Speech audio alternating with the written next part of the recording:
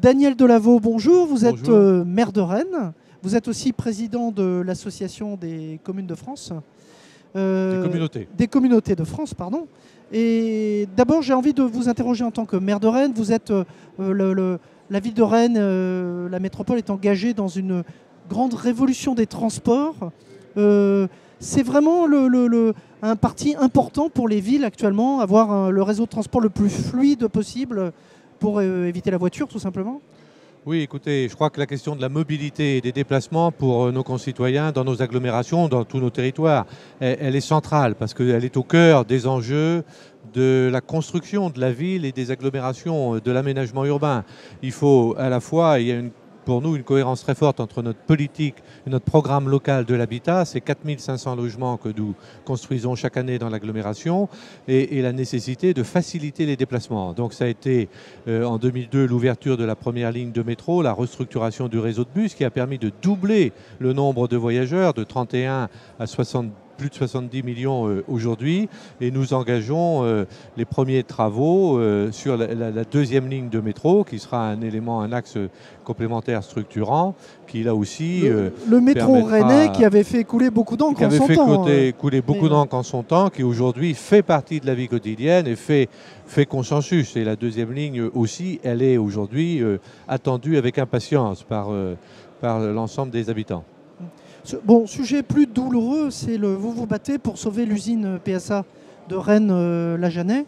Quel peut être le pouvoir d'un maire? Je m'excuse d'être un petit peu direct, mais quel peut être le pouvoir d'un maire dans un combat comme celui-ci qui dépasse de loin la situation locale, voire même nationale? Évidemment, la situation du site de la Jeunesse, du site PSA sur Rennes est pour nous extrêmement importante. Il a déjà connu des restructurations et des diminutions d'emplois importantes dans les années 2008-2009. Là, ce sont encore quelques 1400 emplois qui seraient concernés par le plan social d'entreprise.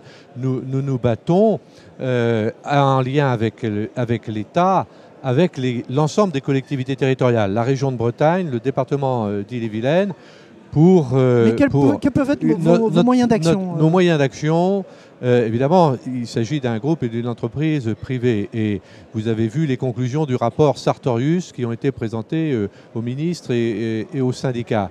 Il y a la situation immédiate. Il faut faire en sorte que ce plan soit le moins dur possible et que les mesures d'accompagnement social, de reclassement, de reconversion, il y a des dispositifs qui existent qu'il faut activer. Et puis il y a aussi la question importante dès aujourd'hui de travailler sur la réindustrialisation de ce site. Là, les collectivités aussi, avec le groupe PSA et avec l'État, ont un rôle à jouer pour faciliter cette réindustrialisation. Quelles peuvent être les pistes pour la réindustrialisation? Les pistes, c'est qu'il y a à la fois des disponibilités sur le site.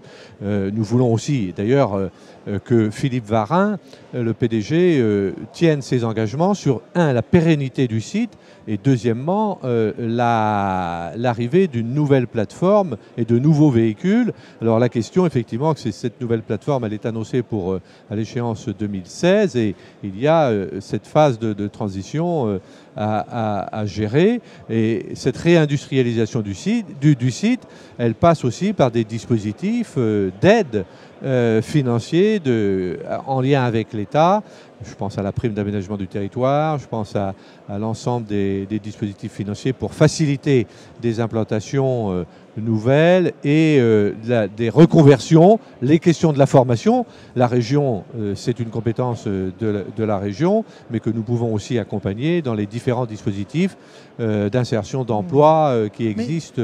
Pensez-vous que votre voix d'élu de proximité, de terrain, est suffisamment entendue, prise en compte dans ces grands débats économiques et politiques? Mais c'est au cœur, on est ici à la conférence des villes, le rôle économique de nos collectivités, il est important. Je parlais, on le voit, dans l'investissement public. Français, Oui, dans les on parle grandes agglos. je parlais de l'habitat, je parlais les investissements publics. Vous savez que nos collectivités réalisent 70%, 75% des investissements publics de la nation civile.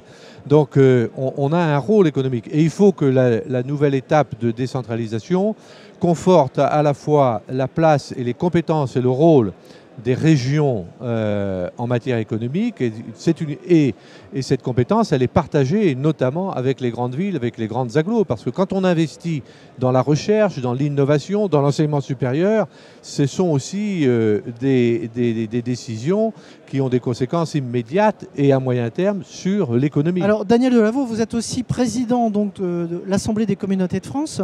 Quels sont les efforts qu'on peut faire encore dans la rationalisation de ce qu'on a appelé le millefeuille territorial? De plus en plus de compétences, d'actions sont dirigées par les intercommunalités plutôt que la mairie. Je crois qu'il y a un consensus très large, et on le voit ici avec les villes, mais ça concerne l'ensemble des territoires, pour dire que l'intercommunalité est un échelon porteur d'avenir, tout comme les régions.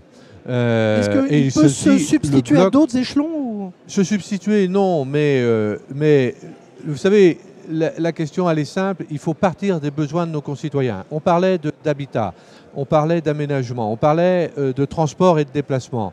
Quelle est la bonne échelle? On parlait d'économie. Quelle est la bonne échelle pour travailler sur ces questions-là? Ce n'est pas l'échelle communale, c'est bien évidemment l'échelle intercommunale. Et il faut que les intercommunalités aient plus de capacités, de compétences et donc aussi de ressources et de moyens. C'est la question de la fiscalité locale pour assurer ces compétences et qu'elles travaillent en lien étroit sur ces grands enjeux dans le cadre avec les régions qui doivent avoir aussi un rôle renforcé dans cette nouvelle acte, cette nouvelle Et vous ne pensez pas qu'il y a des risques de doublons, notamment sur certains postes Eh bien, il faut mutualiser. De développement économique, par exemple, mais je suis d'accord là-dessus. Il faut, nous le faisons chez nous en Bretagne, par exemple, avec la région de Bretagne qui a créé une agence de développement et une agence à vocation internationale.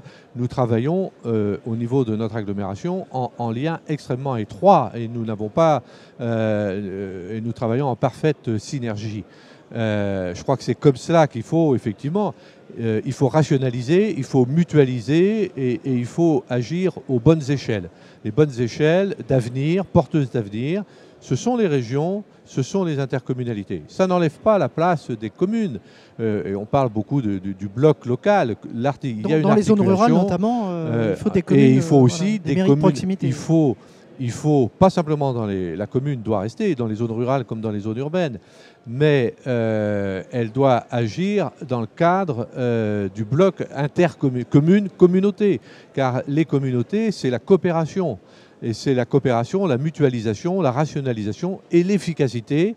L'efficacité et aussi la recherche de l'économie financière. Daniel Delaveau, merci beaucoup. Merci.